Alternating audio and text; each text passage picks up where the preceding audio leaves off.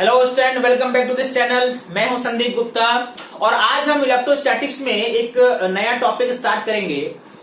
This topic will be about electric flux, Gauss theorem and about conductors.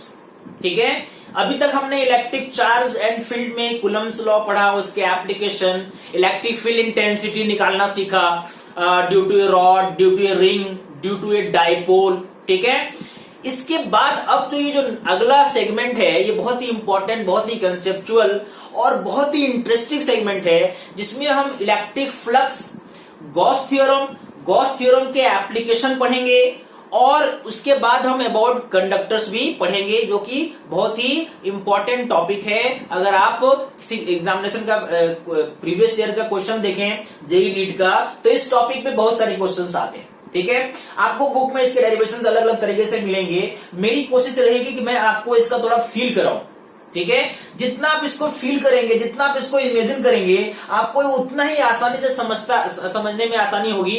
और फिर आप देखेंगे कि पूरा जो गॉस थ्योरम का स्टेटमेंट है, जो एप्लीकेशन है, स्टेप बाय स्टेप आपको अच्छे से समझ में आएगा। ठीक है, कोई परेशानी नहीं होगी, लैंग्वेज भी समझ में आएगा, हम अच्छे से एग्जाम्पल भी सॉल्व करेंगे ताकि थोड़ा और कॉन्सेप्ट क्लियर। ठीक है, तो अगर आपने ये चैनल अभी तक सब्सक्राइब नहीं किया है तो काइंडली इसको सब्सक्राइब कर लो, वीडियो को लाइक करो और इसको फ्रेंड के साथ शेयर करो। ठीक है, ओके। अभी देखो, अभी जो हमने पढ़ा था अभी तक कि इलेक्ट्रिक फील्ड क्या है, तो इलेक्ट्रिक फील्ड एनर्जी है। जब हम बात करते हैं इलेक्ट्रिक फील्ड का, that represents what? That represent energy, electrical energy. कैसा भी फील्ड हो, मान लो ग्रेविटेशनल फील्ड हमने पढ़ा था, वो क्या होता है? Gravitational energy. Magnetic field, magnetic energy. अभी क्या है? ये इलेक्ट्रिक फील्ड है, तो इलेक्ट्रिक एनर्जी। लेकिन हम एनर्जी तो देख नहीं सकते, तो एनर्जी को कैसे हम करते हैं रिप्रेजेंट, कैसे हम समझते हैं कि कितना एनर्जी है इलेक्ट्रिक फील्ड के कारण? ये कौन बताता है? ये बताता है इलेक्ट्रिक फील्ड लाइन। ये हमें मालूम है, इलेक्ट्रिक फील्ड लाइन से हम अंदाजा लगाते हैं फील्ड का, अंदाजा लगाते हैं एनर्जी का। ठीक है, कि भाई इतना एनर्जी क्रॉस कर रहा है, यहां पे कम एनर्जी है, जहां पे इलेक्ट्रिक फील्ड लाइन क्लोज है वहां पे फील्ड ज्यादा है, मतलब ज्यादा एनर्जी है। जहां पे इलेक्ट्रिक फील्ड लाइन दूर दूर है, फील्ड कम है, एनर्जी भी कम है। ठीक है, इतना हमें मालूम है। अगर इसी में मैं आपसे ऐड करूं कि चलो बताओ कि एक, मान लो ये एक ऑब्जेक्ट है, इस ऑब्जेक्ट में कितना एनर्जी क्रॉस करता है? इस ऑब्जेक्ट के अंदर है ना, अगर इस ऑब्जेक्ट को आपने इलेक्ट्रिक फील्ड के में रख दिया, ठीक है, मान लो इस पूरे व्हाइट बोर्ड में एनर्जी है, इलेक्ट्रिक फील्ड है, और मैंने यहां पे इसको एक ऑब्जेक्ट को रख दिया, तो इस ऑब्जेक्ट के अंदर कितना एनर्जी है? What is the energy inside this object? ठीक है, तो इस जब हम ये डिस्कस करते हैं, ये हम निकालना चाहते हैं किसी ऑब्जेक्ट के अंदर कितना एनर्जी आया, कितना एनर्जी क्रॉस करता है। ठीक है, तब आपको सिर्फ फील्ड लाइन से काम नहीं चलेगा, उस पे इस ऑब्जेक्ट का क्या एरिया है ये भी इंपॉर्टेंस रखेगा। जितना ज्यादा एरिया होगा, है ना, जितना ज्यादा एरिया होगा, मान लो ये फील्ड है, तो इसका जितना ज्यादा एरिया होगा उतना ज्यादा लाइन इसके अंदर क्रॉस करेगा। अगर कम एरिया है तो कम क्रॉस करेगा।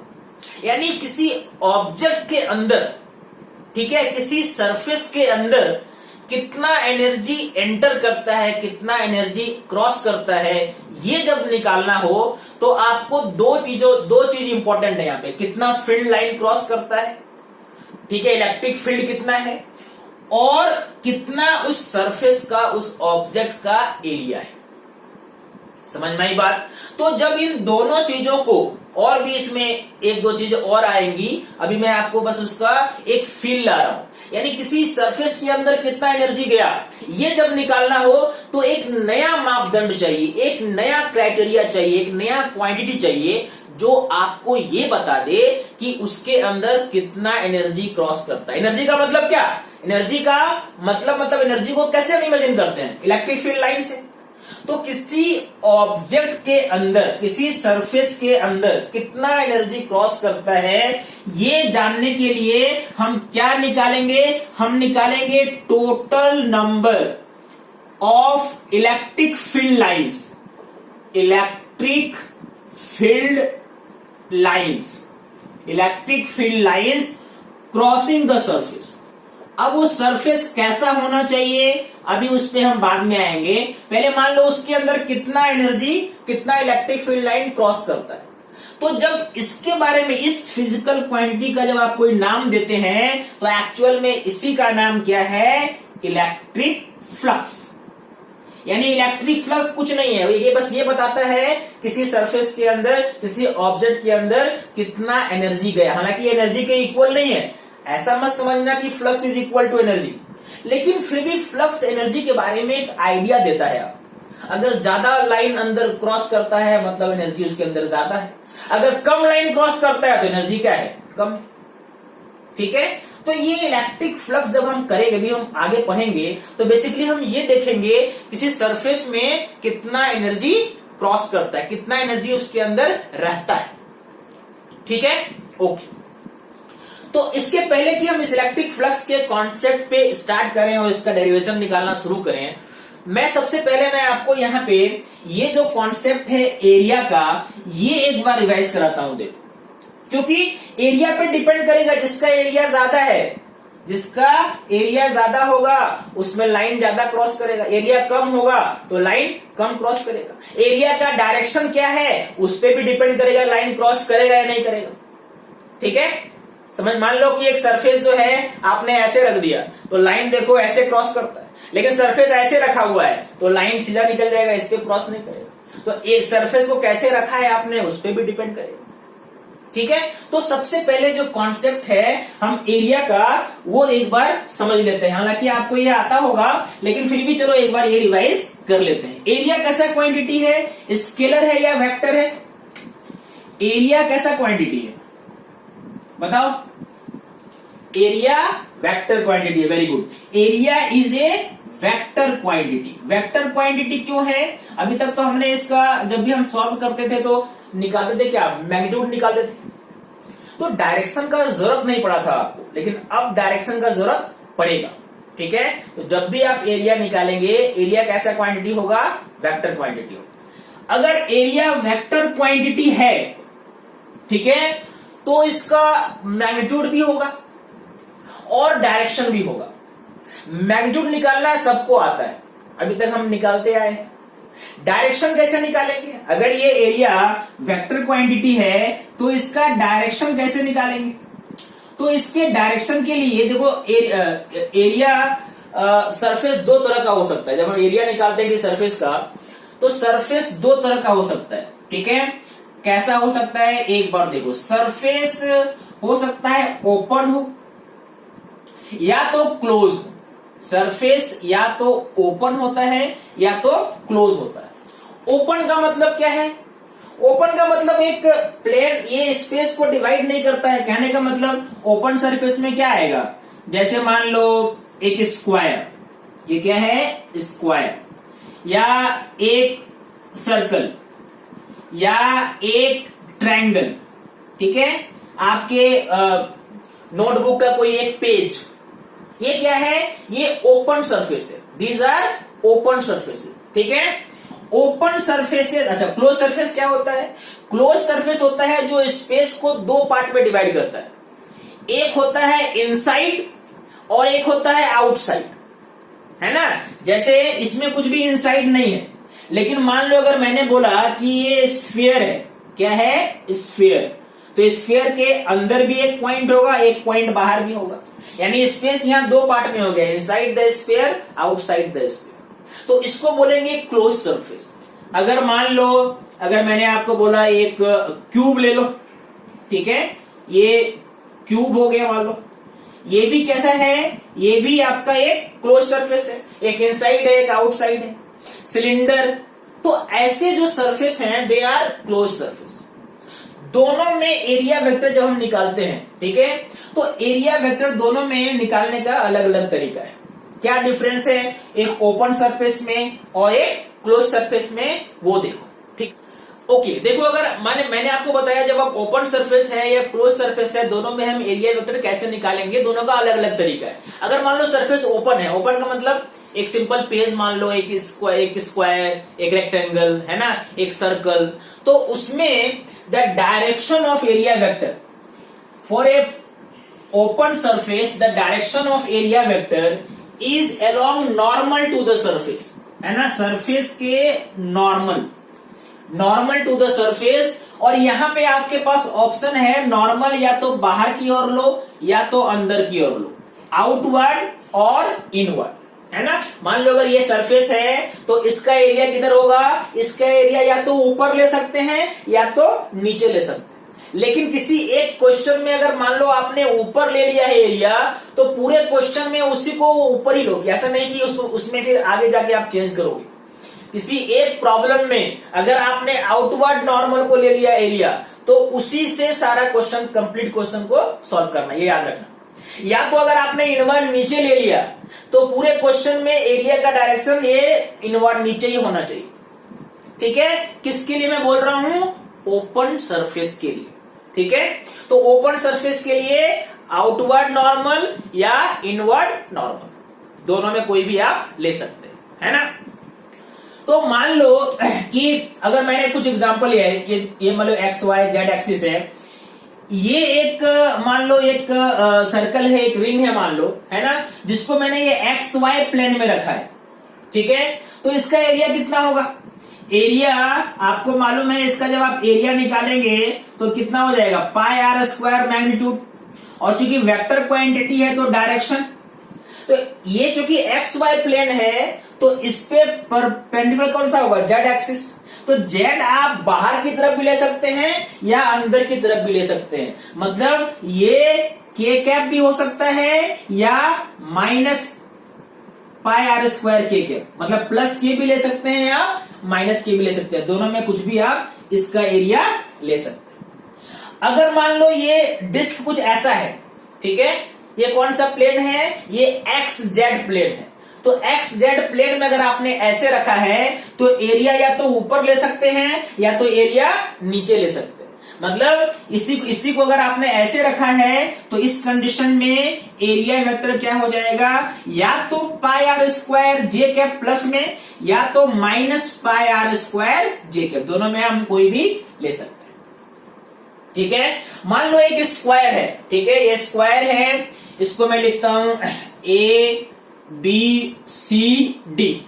मान लो ये स्क्वायर है, इसका साइड ए है, आपको इसका एरिया चाहिए। तो स्क्वायर का एरिया कैसे निकालते हैं, A B cross A D, यही निकालते हैं ना, ए इंटू ए स्क्वायर। तो इसका जो एरिया वेक्टर होगा उसका फॉर्मूला क्या होगा, A B vector into A D vector, मतलब cross A B vector, A B vector cross A B vector. A B vector यहां पे देखो ये किस प्लेन में मैंने रखा है, ध्यान से देखो, तो ये वाई जेड प्लेन है। कौन सा प्लेन है, ये वाई जेड प्लेन है। ये जो है ये वाई एक्सिस है, ये जो है वो जेड एक्सिस है। यानी इसको आप क्या लिख सकते हैं, ये जेड है और ये वाई है, तो जेड वाई पे, जेड वाई मतलब कैसा है, ये ऐसा है, ठीक है, ये ऐसा रखा है आपने। तो इसका एरिया या तो प्लस एक्स की तरफ होगा या तो माइनस एक्स की तरफ होगा, मतलब या तो प्लस आई या तो माइनस आई, या तो प्लस आई या तो माइनस आई। मतलब कितना हो जाएगा, ये इसका हो सकता है ए स्क्वायर आई कैप, या आप लिख सकते हैं माइनस ए स्क्वायर आई कैप। तो ये दोनों में अगर किसी क्वेश्चन में आपने प्लस वाला ले लिया तो इस पूरे क्वेश्चन में उसी को प्लस मानना है, ये याद रखना। या अगर आप नेगेटिव लेके चल रहे हो तो पूरे क्वेश्चन में वो हमेशा आपके हर स्टेप में उसको नेगेटिव ही लेना है। ऐसा नहीं कि एक स्टेप में प्लस ले लेंगे और आगे ले लेंगे माइनस, तो आंसर रॉन्ग हो जाएगा। ये याद रखो, एरिया वेक्टर का डायरेक्शन गलत लेने से कभी भी आंसर करेक्ट नहीं आएगा, इसलिए मैं इस कॉन्सेप्ट को अच्छे से आपको समझा रहा हूं। अब चलो मान लो कि ये तो चलो X Y X Z plane था, मान लो कुछ ऐसा 3D टाइप का है ना।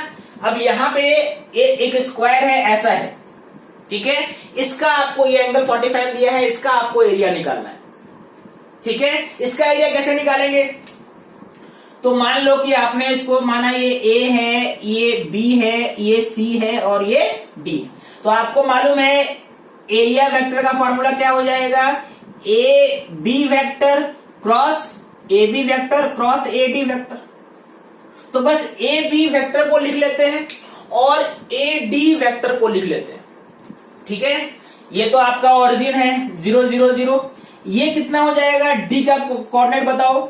ये कौन सा प्लेन में मैंने इसको रखा है, ये देखो, ये यहां से यहां तक क्या है, अलोंग वाई एक्सिस है, इसमें एक्स कोऑर्डिनेट भी 0 है और जेड कोऑर्डिनेट भी 0 है। तो इसका कितना हो जाएगा कोऑर्डिनेट, 0 2 0। समझ में आया? ये अलोंग वाई एक्सिस है ना, कितना है इसका कोऑर्डिनेट, 2 है। डिस्टेंस कितना है, साइड कितना है, स्क्वायर का 2 मीटर है। तो एडी कितना हो गया 2, एक्स भी 0 है और जेड भी 0 है। चलो अब एडी वेक्टर तो मिल गया आपको, ठीक है। एडी वेक्टर क्या मिला, एडी वेक्टर मिल गया 0i plus 2j plus 0k, यानी AD vector is 2j। Okay, अब एबी के लिए यहां पे बी का देखो कोऑर्डिनेट क्या होगा, ठीक है। बी का अगर कोऑर्डिनेट देखोगे, है ना, बी जो है किधर है, एक्स जेड की तरफ है, इसका y 0 है ना, नीचे ही है, मतलब यानी ये ऐसा है, अगर ये मान लो ये ऐसा है, ठीक है, ये ऐसा है, स्क्वायर है। अब ये पॉइंट का चाहिए आपको, तो y तो 0 है, लाइन ऐसा है ना, तो y क्या है, 0 है।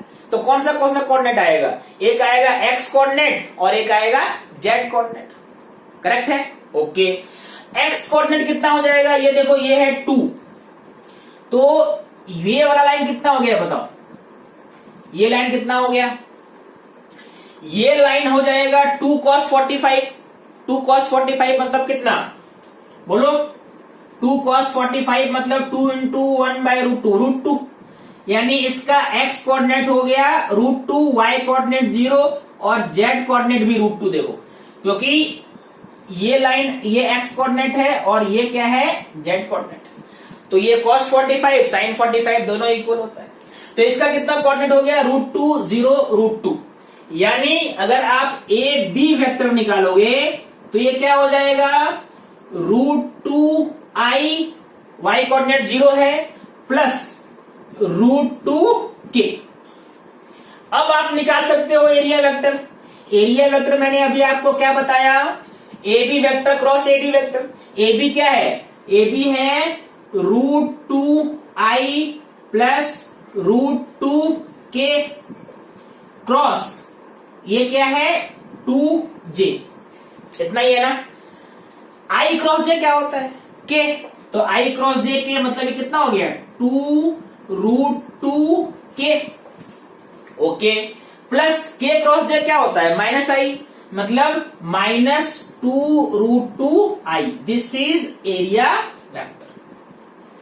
तो मैंने ओपन सरफेस के कुछ एग्जांपल लिए और आपको समझाया आप कैसे एरिया वेक्टर निकाल सकते हैं। एरिया वेक्टर निकालने का अब आते हैं क्लोज सरफेस पे। देखो, ओके, ओपन सरफेस के बाद चलो अब बात करते हैं क्लोज सरफेस का। क्लोज सरफेस जो स्पेस को दो पार्ट में डिवाइड करता है, इनसाइड और आउटसाइड। जैसे सिलेंडर हो सकता है, जैसे ये मान लो मैंने ये बनाया, सिलेंडर है, ठीक है, ये स्फीयर है, ये क्यूब है, दीज आर क्लोज सरफेस, ठीक है।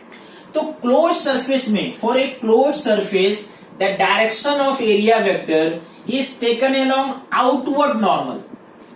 ओपन सरफेस में दोनों ले रहे थे हम लोग, इनवर्ड भी और आउटवर्ड भी, लेकिन क्लोज सरफेस में क्या लेना है, आउटवर्ड नॉर्मल, है ना, मतलब बाहर की ओर जो नॉर्मल होगा वो लेंगे। यानी अगर मान लो ये सिलेंडर है, सिलेंडर का ये कर्व सरफेस है, यहां पे अगर एरिया वेक्टर बनाना है तो किधर होगा, ऊपर। अगर यहां पे एरिया वेक्टर का डायरेक्शन आपको लेना है कर्व सरफेस में, कहीं पे भी आप ले लो, किधर होगा, इधर होगा।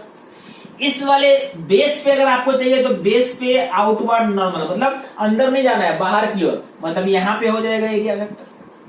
इस वाले बेस पे इधर होगा एरिया वेक्टर। अगर हम बात करें स्फीयर पे, तो स्फीयर पे कौन सा लाइन होता है, परपेंडिकुलर, जो रेडियली आउटवर्ड होता है, यानी एरिया वेक्टर किधर होगा, रेडियली आउटवर्ड। ये इधर, यहां पे इधर, this will be the direction of area vector in case of A sphere, correct है। तो क्लोज सरफेस में देखो हर पॉइंट पे एरिया का डायरेक्शन डिफरेंट, है ना। अगर मान लो ये क्यूब है तो क्यूब के इस वाले फेस में किधर होगा, इधर होगा, इस वाले फेस में इधर होगा, इस वाले फेस में इधर होगा और इस वाले फेस में इधर होगा। बाकी ये दो फेस है, एक में इधर बाहर की तरफ और अंदर वाले फेस में उधर बाहर की तरफ। मतलब उस सरफेस पे आउटवर्ड नॉर्मल ड्रॉ कर देना है। That will be the direction of area vector in a closed surface. Okay, area vector निकालना सीख गए आप। चलो अब हम अपनी असली कहानी शुरू करते हैं, that is about electric flux. Okay, चलो अब हम वापस आते हैं इलेक्ट्रिक फ्लक्स पे। मैंने आपको स्टार्टिंग में बताया इलेक्ट्रिक फ्लक्स बस ये बताता है कि किसी सरफेस से कितना इलेक्ट्रिक फील्ड लाइन क्रॉस करता है, कितना एनर्जी क्रॉस करता है उसके अंदर, इसका एक मापदंड क्या है, इलेक्ट्रिक फ्लक्स है। इलेक्ट्रिक फ्लक्स आपको इसका एक आइडिया देता है कि सरफेस के अंदर कितना एनर्जी। ठीक है, अब मैं इसको एक एग्जांपल से चलो विजुलाइज करते हैं। चलो मान लो कि सामने से, ठीक है, पानी आ रहा है, ठीक है, वाटर फ्लो कर रहा है ना, वाटर फ्लो कर रहा है, उसको हम इलेक्ट्रिक फील्ड से के हिसाब से समझेंगे। मान लो सामने से वाटर आ रहा है, ठीक है, वाटर करंट सामने से आ रहा है और आपको उस वाटर करंट को किसी बाल्टी में डालना है, ठीक है, किसी बकेट में डालना है। तो बकेट के अंदर कितना पानी आएगा ये किन किन चीजों पे डिपेंड करता है।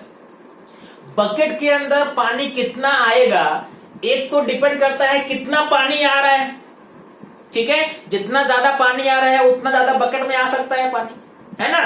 कितना ज्यादा पानी आ रहा है मतलब इस वाले कंडीशन में कि किसी बकेट के अंदर मान लो अगर आपको इलेक्ट्रिक फील्ड लाइन रखना है तो सबसे पहला चीज क्या डिपेंड करता है, सबसे पहला चीज मैटर करता है कितना इलेक्ट्रिक फील्ड है, कितना इलेक्ट्रिक फील्ड है उस पर डिपेंड करता है। जितना ज्यादा पानी आएगा, जितना पानी का फोर्स होगा उतना ज्यादा आप बकेट में पानी स्टोर कर सकते हैं, पहली बात। दूसरी बात, आपका बकेट कितना बड़ा है। अगर बकेट छोटा है तो पानी कम आएगा, बकेट बड़ा है तो पानी ज्यादा आएगा। यानी बकेट के एरिया पे भी डिपेंड करता है, यानी कितना एनर्जी, कितना वहां पे वाटर एनर्जी के बाद हम एग्जांपल ले रहे हैं, यहाँ पे इलेक्ट्रिक एनर्जी है, तो कितना इलेक्ट्रिक एनर्जी सरफेस पे आएगा वो उसके एरिया पे भी डिपेंड करता है, ठीक है। और तीसरी बात, बकेट को आपने कैसे रखा है, ठीक है। अगर बकेट का जो बेस है, फेस है, ओपनिंग है, उसको अगर आपने रखा है एकदम फील्ड की तरफ, मतलब पानी की तरफ, तो पानी ज्यादा अंदर घुसेगा। लेकिन मान लो कि पानी ऐसे आ रहा है और बकेट को आपने ऐसे रख दिया, तो क्या पानी इसके अंदर जाएगा? नहीं जाएगा। यानी बकेट के ओरिएंटेशन, बकेट कैसा रखा है, बकेट ऐसा रखा है तो मैक्सिमम पानी घुसेगा। बकेट को थोड़ा सा इंक्लाइन करते जाओ, पानी कम होता जाएगा, कम होता जाएगा। और अगर आपने 90 डिग्री पे कर दिया तो पानी क्या हो जाएगा, अंदर जाएगा नहीं। यानी total water in the bucket will be 0। वैसे ही यहां पे सरफेस के अंदर कितना फील्ड लाइन क्रॉस करेगा वो डिपेंड करता है कि सरफेस कैसा रखा हुआ है, ठीक है। मान लो सामने से इलेक्ट्रिक फील्ड लाइन आ रहा है और सरफेस को हमने ऐसे रखा, ठीक है, तो मैक्सिमम लाइन क्रॉस करेगा। लेकिन सरफेस को अगर ऐसे घुमा के हम ऐसे कर दें तो मिनिमम लाइन क्रॉस करेगा। यानी सरफेस के एरिया, सरफेस के डायरेक्शन को हम कैसे करेंगे रिप्रेजेंट, अभी हमने पढ़ा है एरिया वेक्टर से। यानी थर्ड चीज जो है जिसपे ये डिपेंड करेगा वो क्या है, angle between electric field and area vector, ठीक है, ये थीटा पे डिपेंड करेगा। अब इन तीन चीजों पे क्या डिपेंड करेगा, उसके अंदर कितना एनर्जी है, कितना इलेक्ट्रिक फील्ड लाइंस है, मतलब क्या, मतलब फ्लक्स। तो flux will be depending directly proportional to electric field, magnitude of electric field, magnitude of area and direction of electric field vector and area vector. ठीक है, बात समझ में आ रही है? ओके। अब मुझे बताओ कि जैसे मान लो, एक एग्जांपल से समझो इसको, मान लो कि ये इधर इलेक्ट्रिक फील्ड ऐसा है, ठीक है, और आपने एक सरफेस को रखा है ऐसे, मतलब YZ प्लेन में ये सरफेस है, ठीक है। तो अगर ये YZ प्लेन में है तो इसका एरिया किधर होगा, X की तरफ। इधर देखो, ये एरिया ऐसा होगा और फील्ड भी ऐसा है, अब आप विजुलाइज कर सकते हो, बिल्कुल सोच सकते हो कि इस कंडीशन में जितना ज्यादा मैक्सिमम फील्ड लाइन क्रॉस करेगा सरफेस, क्योंकि ये पूरा जो सरफेस है ये ओपन है, सरफेस ऐसा है, फील्ड लाइन एंटर कर रहा है, तो maximum line will be crossing through this surface. ठीक है, यानी फ्लक्स का वैल्यू मैक्सिमम होगा। एंगल कितना है ए और ई के बीच, यहां पे angle between A vector and E vector कितना है, 0 डिग्री।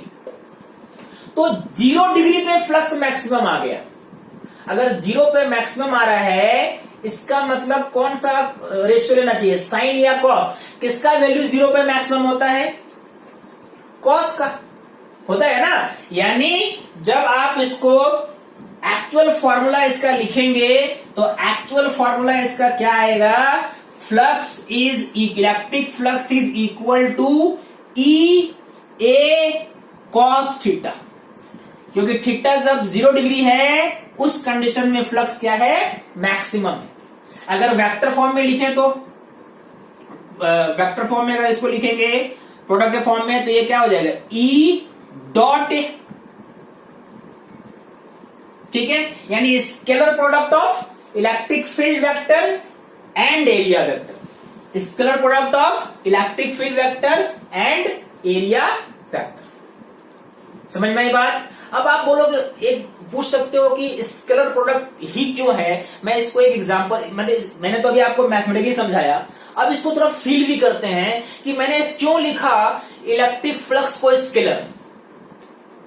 ठीक है, क्योंकि अभी हम बात कर रहे थे वाटर का। ठीक है, पानी बह रहा है, ठीक है, बहता हुआ पानी जो है, फ्लोइंग वाटर, उसके पास तो एक डायरेक्शन है, वो वेक्टर क्वांटिटी है। लेकिन जो पानी बकेट में स्टोर हो गया, उसके पास तो कोई डायरेक्शन है, वो तो फ्लो नहीं कर रहा है ना, उसके पास है कोई डायरेक्शन नहीं है। तो जो पानी बकेट में स्टोर हो गया वो स्केलर होगा या वेक्टर, वो स्केलर होगा। इसी तरह यहां पे इलेक्ट्रिक फील्ड लाइन वेक्टर है, लेकिन एक सरफेस के अंदर कितना फील्ड लाइंस है ना, वो क्या है, वो स्केलर है। क्योंकि ये एक्चुअल में क्या है, it is count of total number, ये नंबर बताता है कितना इलेक्ट्रिक, 10 है तो 10, 20 है तो 20। तो ये जब काउंट करते हैं, नंबर बताते हैं, तो ये कैसा क्वांटिटी होना चाहिए, स्केलर।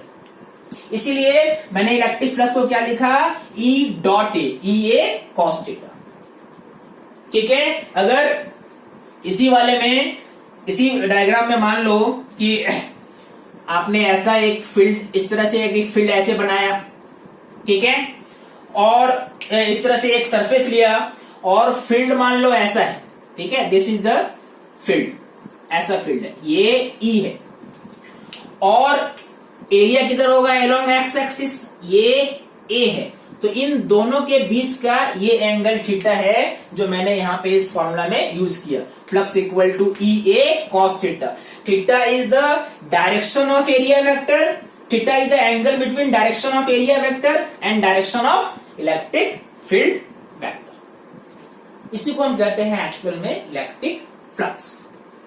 ठीक है, तो इलेक्ट्रिक फ्लक्स 3 चीजों पर डिपेंड करता है। यही सेम कॉन्सेप्ट आपको मैग्नेटिक फ्लक्स में भी आप आगे जाके पढ़ोगे, बस इलेक्ट्रिक फील्ड की जगह वहां पे बी हो जाएगा, मैग्नेटिक फील्ड। कहानी बिल्कुल वही रिपीट होगा। तो एक बार अगर आप ये समझ लेते हो तो आगे का कॉन्सेप्ट, आगे का जो क्वेश्चंस होंगे सॉल्व करने के लिए, जब आप मैग्नेटिज्म पढ़ोगे तो बहुत ही आसानी से सॉल्व हो। ठीक है, ओके। अगर ये फॉर्मूला है तो इस फॉर्मूला के हिसाब से इसका हम एसआई यूनिट भी बता सकते हैं। क्या एसआई यूनिट होगा, इसका एसआई यूनिट होना चाहिए, देखो SI unit of electric flux, ये न्यूटन पर कूलम, और ये क्या है, मीटर स्क्वायर। मतलब क्या हो गया, न्यूटन मीटर स्क्वायर पर कूलम। ठीक है, कैसा क्वांटिटी है ये स्केलर क्वांटिटी है, स्केलर क्वांटिटी। ठीक है, फ्लक्स मैक्सिमम कब होगा, जब एंगल 0 होगा। फ्लक्स मिनिमम कब होगा, 0 कब होगा, जब एंगल 90 डिग्री। ओके, अब देखो फ्लक्स निकालने पे कुछ एग्जांपल लेता हूं, और आपको एग्जांपल सॉल्व करोगे तो और थोड़ा फील आएगा और कॉन्सेप्ट क्लियर होगा। ओके, देखो मैंने कुछ एग्जांपल यहां पे लिए हैं यूनिफॉर्म इलेक्ट्रिक फील्ड के। एक पहला एग्जांपल है स्क्वायर, ओपन सरफेस। ठीक है, एक स्क्वायर है जिसका साइड ए है, और इसके किसी एक कॉर्नर पे आपने यहाँ पे प्लस क्यू चार्ज रखा है, इस कॉर्नर पे यहाँ पे प्लस क्यू चार्ज है। आपको बताना है कि what is total flux crossing through the square. ठीक है, आंसर समझ में आ गया आपको? ओके, अब मैच करो। मान लो ये पहले देखो कि फील्ड का डायरेक्शन किधर है। फील्ड का डायरेक्शन प्लस से किधर होता है, आउटवर्ड ऐसा होगा। This is the direction of field. ये डायरेक्शन किसका है, फील्ड का है ना। उधर भी होगा बट मैंने बस स्क्वायर के अलोंग बनाया। ओके, यानी ये जो फील्ड है इस प्लेन में है, व्हाइट बोर्ड पे है। ओके, लेकिन इसका एरिया वेक्टर किधर है, इसका एरिया वेक्टर या तो आप बाहर ले सकते हो या तो अंदर ले सकते हो। ठीक है, दोनों ही केस में ये अगर मान लो ई वेक्टर है और एरिया वेक्टर किधर है, एरिया वेक्टर जो है या तो अंदर ले सकते हैं या तो बाहर ले सकते हैं। तो कितना एंगल हुआ ई और ए के बीच। ठीक है, फील्ड जो है वो प्लेन में है और एरिया किधर है, परपेंडिकुलर टू द प्लेन। तो एंगल कितना हो गया, 90, एंगल 90। यानी ई ए अगर आप फ्लक्स निकालेंगे तो फ्लक्स का फॉर्मूला क्या लिखेंगे, ई इंटू ए इंटू कॉस 90 और कॉस। पहला आंसर आ गया आपका भी, इतना ही आया था ना। ओके, मान लो कि रिंग को मैं, एक रिंग है जिसको मैंने ऐसे रखा है, किस प्लेन में है ये, एक्स जेड प्लेन में है। किस प्लेन में, एक्स जेड। तो एरिया किधर होगा, ऊपर या नीचे। ठीक है, या तो ऊपर या तो नीचे। चलो मैंने ऊपर को यहां पे लिया, ऊपर। ठीक है, मतलब अलोंग वाई एक्सिस। तो यहां पे इसका एरिया क्या हो गया, यहां पे एरिया हो गया, कितना हो गया, पाई, एरिया पाई आर स्क्वायर है ना, एरिया पाई आर स्क्वायर। और किधर हो गया एरिया, मैंने ऊपर इसको माना प्लस, हम नीचे भी ले सकते थे, चलो मैंने ऊपर माना। This is the direction of area vector A और इसका वैल्यू कितना है, पाई आर स्क्वायर। एंगल कितना है ई और ए के बीच, एंगल ये दिया हुआ है, लेकिन आपको कौन सा एंगल चाहिए, आपको ई और फील्ड वेक्टर और एरिया वेक्टर के बीच का एंगल चाहिए। मतलब अगर ये 30 है तो ये कितना हो गया, 60।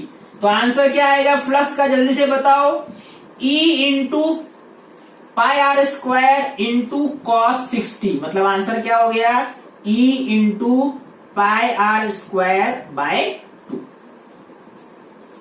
ठीक है, ओपन सरफेस, एक क्लोज सरफेस लेते हैं। मान लो एक क्यूब है, इसको आपने यूनिफॉर्म इलेक्ट्रिक फील्ड में रख दिया। ठीक है, अगर आपने इसको यूनिफॉर्म इलेक्ट्रिक फील्ड में रखा है ना, तो अगर और आपसे पूछे कि बताओ कितना फ्लक्स है, ठीक है, कितना फ्लक्स है, तो इसको मैं दो तरह से समझाता हूं आपको। ठीक है, फ्लक्स क्या, नेट फ्लक्स, जब हम फ्लक्स निकालते हैं, net flux plus positive flux, negative flux, उसका क्या कॉन्सेप्ट है, हम ये हमारे एजम्पशन पे है। हम क्या एज्यूम करते हैं, हम ये एज्यूम करते हैं कि आउटगोइंग फ्लक्स, आउटगोइंग मतलब जो फ्लक्स बाहर जा रहा है सरफेस से, उसको हम लेंगे पॉजिटिव, और जो इनकमिंग फ्लक्स है उसको हम लेंगे नेगेटिव। ठीक है, ओके। अब इस डायग्राम में यहां पे देखो ध्यान से, इस वाले सरफेस में तो एंगल 90 होगा, इस वाले सरफेस में भी एंगल 90 होगा, इस वाले सरफेस पे भी 90 होगा, अंदर वाले सरफेस पे भी 90 होगा। कौन सा एंगल 90 होगा, फील्ड और एरिया के बीच का एंगल। ये एरिया 90, ये एरिया 90, ये सामने आ रहा है इधर एरिया, ये 90, अंदर जो जा रहा है पीछे वाले सरफेस का वो भी 90।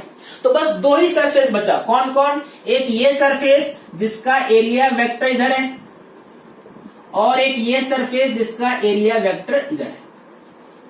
ठीक है, तो इन दोनों का फ्लक्स है। ये कौन सा फ्लक्स है, ये देखो, इस यहां पे जब हम फ्लक्स निकालेंगे तो फ्लक्स का फॉर्मूला यहां पे क्या हो जाएगा, ठीक है, नेट फ्लक्स जब आप निकालोगे, नेट फ्लक्स, तो ये फ्लक्स कितना हो जाएगा, यहां पे ए और ई के बीच कितना एंगल है, 0 डिग्री। तो क्या लिखोगे, ई इंटू ए इंटू कॉस 0 डिग्री। और यहां पे देखो अपोजिट डायरेक्शन में, यानी यहां पे फील्ड और एरिया के बीच एंगल कितना है, 180। मतलब ई इंटू ए cos 180, cos 180 -1 होता है, ये +1 होता है, और एरिया जो कि क्यूब है तो दोनों का एरिया क्या होगा, सेम होगा। यानी आंसर क्या हो गया, EA minus EA equal to 0। That means net flux through the cube is 0। अब इसको कॉन्सेप्ट से समझो, फ्लक्स क्या होता है? फ्लक्स होता है total number of electric field lines, यही होता है ना। तो यहां ध्यान से देखो, जितना लाइन अंदर जा रहा है उतना ही लाइन बाहर जा रहा है, और अगर अंदर जाने वाले को आपने नेगेटिव लिया और बाहर जाने वाले को पॉजिटिव लिया तो नेट फ्लक्स क्या हो गया, 0। ठीक है, तो net flux through the cube will be 0। ये यूनिफॉर्म फील्ड में ही नहीं, अगर नॉन यूनिफॉर्म फील्ड में भी हो वहां पे भी 0 हो सकता है या नहीं भी हो सकता है। नॉन यूनिफॉर्म फील्ड में भी बहुत सारे कॉन्सेप्ट में 0 आएगा, बहुत जगह 0 नहीं भी आएगा। ठीक है, मैं देखो 2 एग्जांपल से आपको समझाता हूं। ओके, अब देखो नॉन यूनिफॉर्म फील्ड अगर नॉन यूनिफॉर्म हो उस कंडीशन में कैसे हम फ्लक्स फाइंड करेंगे। 2 एग्जांपल लेता हूं। एक में फ्लक्स देखोगे किसी कंडीशन में 0 होगा, किसी कंडीशन में नॉन 0 होगा। कैसे, देखो पहले एग्जांपल मान लो एक स्फीयर है और स्फीयर के बाहर एक चार्ज रखा है आपने +Q। ठीक है, तो अगर स्फीयर के बाहर है तो फील्ड का डायरेक्शन को कैसा होगा, ऐसा होगा, कुछ ऐसा होगा। तो फील्ड आपको देख के ही लग रहा है कि यूनिफॉर्म है या नॉन यूनिफॉर्म है। फील्ड कैसा है, नॉन यूनिफॉर्म है। फील्ड इज नॉन यूनिफॉर्म, क्योंकि इधर नजदीक में आप देखो डेंसर लाइन्स है, यहाँ पे लाइन्स क्या है, रेयर है, मतलब दूर दूर है। यानी इस कंडीशन में फील्ड क्या है, नॉन यूनिफॉर्म। तो अगर नॉन यूनिफॉर्म है तो फ्लक्स क्या होगा। तो आप यहां पे भी ध्यान से अगर देखोगे तो इस वाले में जितने लाइन एंटर हो रहा है ना, स्फीयर में जितना लाइन एंटर हो रहा है उतना ही लाइन बाहर भी निकल रहा है। तो नेट फ्लक्स यहां पे भी क्या होना चाहिए, 0। कितना होना चाहिए, 0। आप बोलोगे फील्ड तो इक्वल नहीं है। ठीक है, फील्ड इक्वल नहीं है, लेकिन अगर आप ध्यान एक यहां पे कॉन्सेप्ट देखो, मैं थोड़ा इसको आपको अच्छे से समझाता हूं। देखो,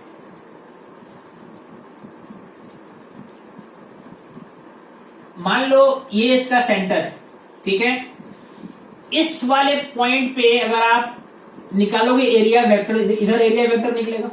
ठीक है, और डायरेक्शन ऑफ फील्ड क्या है, ऐसा है।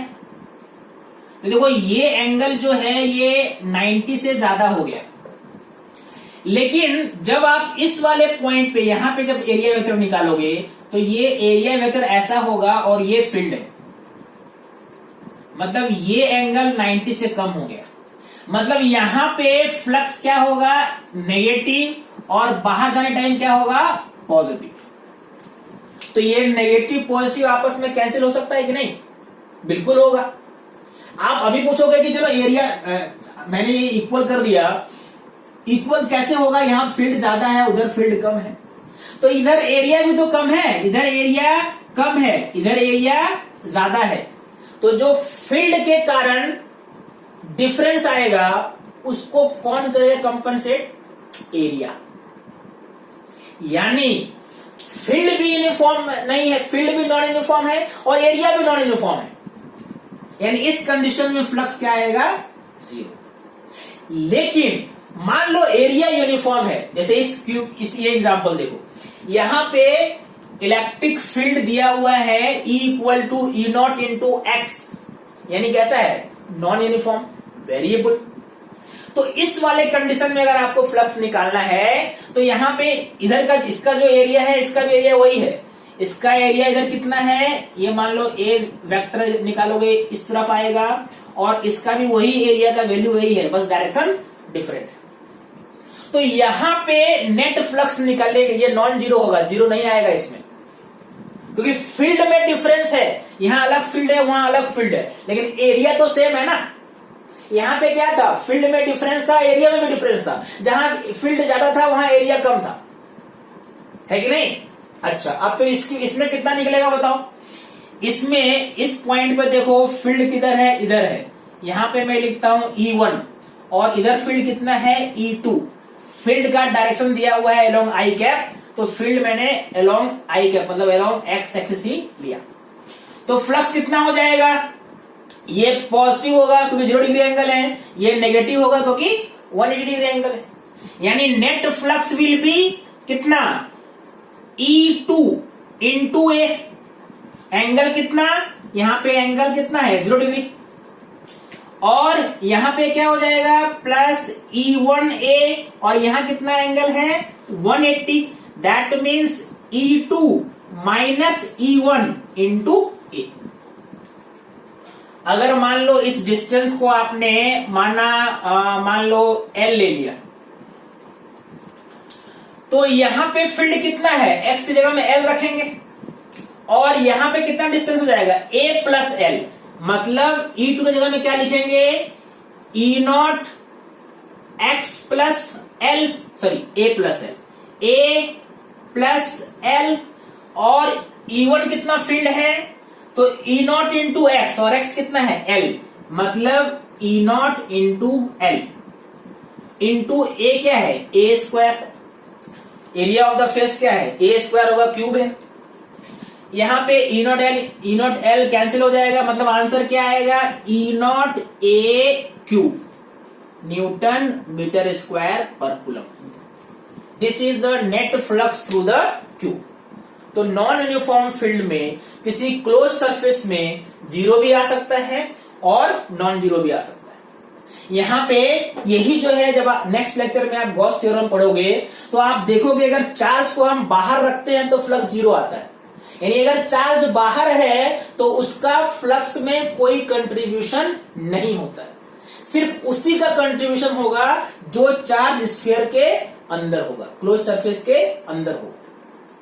ठीक है, इसी से हम विजुलाइज करेंगे, कॉन्सेप्ट समझेंगे, और गॉस थ्योरम का एप्लीकेशन भी आपको समझ में आएगा। ठीक है, तो फ्लक्स निकालने के जितने भी एग्जांपल्स मैंने आज बताए उसको रिवाइज करो, उस पे आप कुछ क्वेश्चन प्रैक्टिस करो, कोई डाउट है तो पूछो। ठीक है।